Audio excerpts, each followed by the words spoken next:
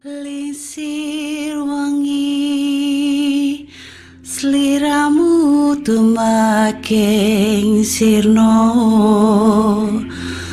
ojo tangi kanmu guling awas jok ngetoro aku lagi bang wingo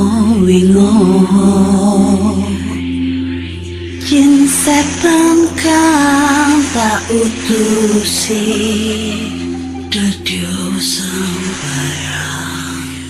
Wojo layu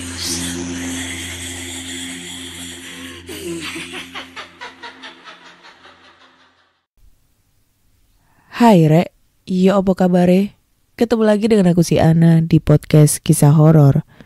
Sebelum masuk ke cerita horor, jangan lupa subscribe channel YouTube ini dan nyalakan tanda lonceng agar kalian selalu update cerita horor terbaru dan video-video explore tempat terbengkalai lainnya.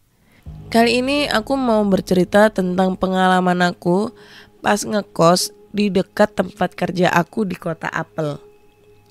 Jadi kejadiannya terjadi di tahun 2015 lalu. Lulus kuliah, aku langsung dapat kerja di sebuah sekolah X di kota Apel. Nah, kebetulan aku kerja nggak di kota kelahiran aku. Jadi, aku kudu ngekos buat sekedar numpang tidur. Kebetulan tempat kos aku deket sama kampus swasta khusus kesehatan. Sebenarnya bukan kos sih. Ini lebih tepatnya rumah yang kebetulan pemiliknya itu saudara teman aku. Dan ada satu kamar kosong. Terus aku disuruh nempatin dengan biaya lebih murah. Pemilik rumah itu ibu-ibu kisaran 45 tahun dan seorang nenek kisaran 70 tahun yang kondisinya lagi sakit mata. Jadi sedikit gambaran tentang kos aku ini ya. Kos aku ini rumah tua dengan pohon mangga di halaman depan. Kamar aku paling depan dekat jalan raya, samping itu ada ruang tamu. Sebelah kamar aku kamar pemilik kos dan beserta nenek. Sebelah lagi gudang. Seberang gudang itu dapur kecil dan sebelah dapur ada pintu menuju kamar mandi dan tempat jemur cucian. Semua lantai rumah masih ubin zaman dulu. Jadi semoga bisa ngebayangin ya. Nah, kamar aku itu cukup luas, kurang lebih 3x4 meter dengan satu lemari kayu yang ada cermin oval di bagian tengahnya. Satu ranjang tidur dari besi kayak zaman dulu. Terus satu meja bundar dari besi juga yang permukaannya bolong-bolong kecil kayak diplong kertas. Tahu ya bentuknya? Nah, seperti itulah gambarannya dalam kamar aku. Pertama masuk rumah udah kerasa aura aneh sih. Cuma aku diem aja karena gak enak sama pemilik rumah kalau lagi ngomong tentang rumah ini. Dan niat aku sih ke situ juga buat ngekos, bukan yang aneh-aneh. Setelah beberes kamar dan masukin baju ke lemari, aku rebahan deh di kasur sambil mainan HP. Aku masih ingat banget waktu itu jam 4 sore. Aku rebahan sambil dengerin musik lewat headset. Tiba-tiba samar-samar aku denger suara orang ngobrol. Nah, pikir aku mungkin ibu kos sama nenek. Kayak asik gitu ngobrolnya pakai bahasa Indo. FYI, ibu kos aku ini asli orang Kalimantan. Jadi gak begitu bisa bahasa Jawa. Setelah capek hilang, aku mau keluar kamar ikut nimbrung sama mereka biar akrab. Sekalian mau mandi. Pas udah di luar, aku cuma lihat nenek aja duduk di depan TV. Waktu itu aku belum curiga karena pikir aku mungkin ibu kos udah pergi. Oke, aku langsung tuh mandi. Habis mandi, aku ketemu ibu kos lagi masak di dapur. Aku tanya deh, tadi ngobrol apa bu sama nenek? Kok seru banget? Ngobrol apa dek? Kapan? Barusan sih sebelum saya mandi. Lah, mana mungkin, wong saya dari tadi ke warung beli sayur, ini mau masak. pintu depan saya kunci kok. Emang adik dengernya gimana? Mulai curiga tuh aku, tapi masih bisa aku sembunyiin. Lupa deh bu, mau masak apa nih bu? Saya bantu ya. Usahaku mengalihkan pembicaraan. Masak tumis aja ya, nanti buat makan malam kita. Nah, kami asik ngobrol sambil nyiapin masakan. Tentang asal aku, kenapa bisa dapat kerja jauh dari kota asal aku, terus kenapa ibu kos bisa di sini padahal asli Kalimantan, dan lain-lain. Sampai akhirnya ibu kos ngomong hal yang jadi tanda tanya buat aku. Dek, nanti kalau misal adik denger atau lihat nenek ngomong sendiri kayak orang ngobrol gitu, cuekin aja ya. Jangan takut, jangan ditanggepin kecuali pas ada ibu. Kenapa? Karena penasaran, ya aku tanya dong. Emang kenapa bu? Gimana ya? Ibu takut kalau adik jadi gak nyaman. Gak apa-apa bu, cerita aja daripada saya penasaran. Nenek itu memang mata lahirnya gak bisa lihat, tapi mata batinnya bisa. Maksudnya gimana tuh bu? Jadi nenek itu bisa lihat yang begituan. Yang begituan itu apa sih bu? Penasaran. Ya sesuatu yang gak bisa kita lihat pakai mata lahir dek. Aku gak jawab tuh. Aku cukup kaget dengan pernyataan ibu kos barusan. Dan berusaha nenangin diri. Karena belum ada 24 jam aku di situ dan harus udah tahu bagaimana kondisi di rumah itu. Kemudian setelah kejadian sore itu aku jadi sering semedi di kamar. Karena kalau siang si ibu kerja jaga toko sampai jam 2 siang. Aku masih ingat waktu itu hari Minggu. Aku gak pulang kampung karena ada acara di sekolah. Waktu itu hanya ada aku dan nenek yang di rumah. Ibu jaga toko seperti biasa. Awalnya aku males banget mau keluar kamar. Tapi cucian baju udah numpuk nunggu diucek sama empunya. Terpaksa aku keluar kamar niat mau nyuci. Pas keluar aku lihat nenek tiduran di kamarnya. Kamar nenek lebih kecil dibanding kamar aku. Dengan lantai ubin tanpa jendela, lampunya remang-remang. Kalau kalian pernah lihat film Pengabdi Setan pas adegan ibu sakit dan baring di kamar pegang lonceng, ya kurang lebih begitulah kondisi kamar nenek. Pokoknya spooky abis lah. Aku langsung menuju tempat cucian sambil nyetel musik dari HP. Aku ngucek baju sambil dikit-dikit ikut nyanyi. Tiba-tiba samar-samar aku dengar suara nenek ngomong kayak ngobrol sama orang. Pikir aku mana mungkin, kan cuma ada kita berdua. Atau ibu udah pulang. Aku masih cuek dan nerusin nyuci baju. Lama-lama obrolan nenek makin seru, kayak marah-marah gitu. Karena aku kepo, aku masuk deh. Pelan-pelan aku melangkah masuk rumah, sedikit nguping apa yang nenek ngomongin. Jadi kurang lebih percakapannya kayak gini. Aku mau tidur, kamu jangan ganggu dulu. Nanti aja ngobrolnya diterusin kalau Nini udah pulang. Aku gak ngerti dia naruhnya di mana. Kurang lebih begitu tuh yang nenek omongin. Nini itu nama ibu kos aku. Agak merinding juga denger nenek ngomong begitu. Aku intip deh ke kamar nenek. Dan bener aja, emang gak ada siapa-siapa. Nenek ngomong sendiri.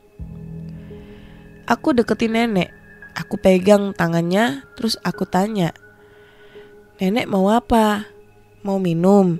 Saya ambilin ya. Masih diem tuh, tapi tangan meraba-raba kayak nyari sesuatu. Nenek cari apa? Biar saya bantuin. Nenek ngomong aja.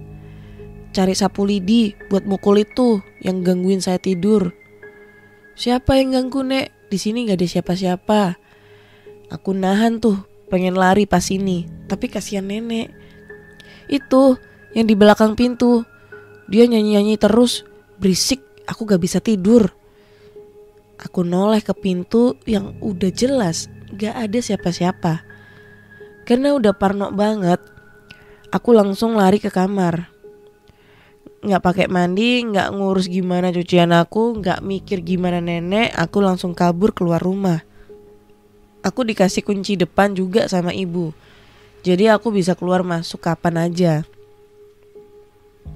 Aku keluar ke rumah teman aku, terus aku ceritain semua yang aku alamin. Mulai kejadian itu, semakin sering aku dengar nenek ngobrol sendiri. Awalnya aku ngeri dengernya, tapi lama-lama aku biasa.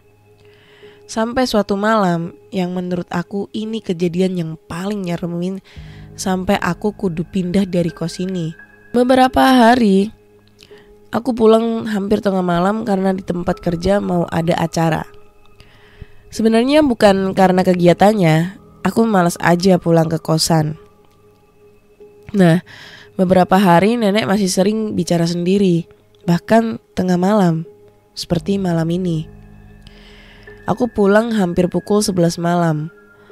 Aku bisa keluar masuk rumah kapan aja karena aku pegang kunci pintu rumah sendiri. Setelah naruh barang-barang di kamar, aku ke kamar mandi dulu buat cuci kaki, sekalian buang air kecil. Setelah selesai urusan, aku langsung masuk kamar tanpa memperhatikan sekitar. Pintu kamar nenek sedikit terbuka. Kondisi cahaya remang-remang. Tapi aku cuek aja karena udah capek banget. Di kamar pun aku gak langsung tidur. Harus nyiapin keperluan buat acara besok. Sambil nyetel lagu di HP, aku ngutak-ngatik laptop buat ngetik susunan kegiatan. Sampai gak kerasa udah pukul 2 dini hari. Karena begadang, perut aku keroncongan minta diisi. Ya nasib anak kos yang kelaparan tengah malam. Indomie lah yang jadi penolong. Aku keluar kamar menuju dapur mau masak mie. Pas lewat depan kamar nenek, pintu kamar udah nutup. Gak kebuka kayak tadi. Aku lewat aja terus. Nah, waktu itu kondisi gelap. Hanya penerangan dari teras depan yang nembus ke ruang tamu sampai lorong arah dapur. Aku raba cari cetekan lampu di dapur. Lampu menyala, terang menyeruak ke semua sisi dapur. Sekilas tercium bau anyir seperti ada bangkai tikus. Aku cuek aja karena udah kelewat lapar dan sedikit ngantuk. Sedang asik masak di dapur, aku dengar suara deret pintu terbuka pelan. Sedetik aku membeku dalam diam. Dalam hati menerka-nerka siapa yang buka pintu. Aku nunggu beberapa detik, gak ada suara, gak ada langkah kaki. Kupikir ibu kos bangun dan mau ke kamar mandi atau ada perlu lain. Tapi nihil. Sampai prosesi masak mie selesai, gak ada suara ataupun langkah kaki berjalan. Setelah selesai, aku matiin lampu dapur dan mau balik ke kamar. Langkahku terhenti di ruang tamu ketika sebuah objek tertangkap mata lahirku. Sesosok perempuan, rambut terurai, putihnya sudah mendominasi. Memakai daster terusan sedang duduk di depan TV. Itu nenek. Aku kaget setengah mati. Mana bisa nenek berjalan sendirian seperti ini. Padahal nenek selalu dibantu ibu kalau mau berpindah tempat. Aku jalan menuju nenek. Nenek ngapain malam-malam duduk di sini sambil celingak-celinguk nyari ibu. Ini yang ngebuat aku merinding. Nenek cuma senyum sambil tangannya itu melambai-lambai ke arah pintu kamarnya. Itu genduk minta ditemenin tidur di luar. Di dalam panas katanya. Hah? Genduk siapa, Nek? Bu Nini maksudnya. Masih senyum terus ngelambai-ngelambai. Senyumnya lebih ke seringai sih. Jadi serem banget. Bukan, genduk yang dulu nempatin kamar kamu. Sekarang tidur di luar karena kamu udah nempatin tempat tidurnya. Terkejut aku itu setengah mampus. Maksudnya apa nih? Gak pakai babi bu, aku tinggalin nenek, aku gak jadi makan, terus aku langsung ambil kontak sepeda. Aku keluar malam itu juga, numpang tidur di rumah temen. Kira-kira jam 5:30 pagi aku balik ke kos. Aku udah niat banget mau pindah hari itu juga. Bodoh amat, belum dapat kosan, pokoknya keluar dulu aja dari rumah itu. Aku ketemu ibu kos. Dia tanya apa semalam aku gak pulang. Aku jawablah kalau aku pulang. Tapi jam 3 keluar lagi karena disuruh nemenin temen di rumahnya. Tentu aku bohong pada saat itu. Siang pulang kerja, aku mampir ke tempat kerja bu kos. Aku niat mau pamitan sekalian bayar uang sewa 1 bulan. Aku pamit dengan alasan nemenin temen di kos barunya yang masih sepi. Ibu kos sebenarnya curiga, tapi dia enggan bertanya. Mungkin sudah tahu sebabnya. Hampir 4 bulan aku bertahan di rumah itu dan cukup sudah pertahanan aku.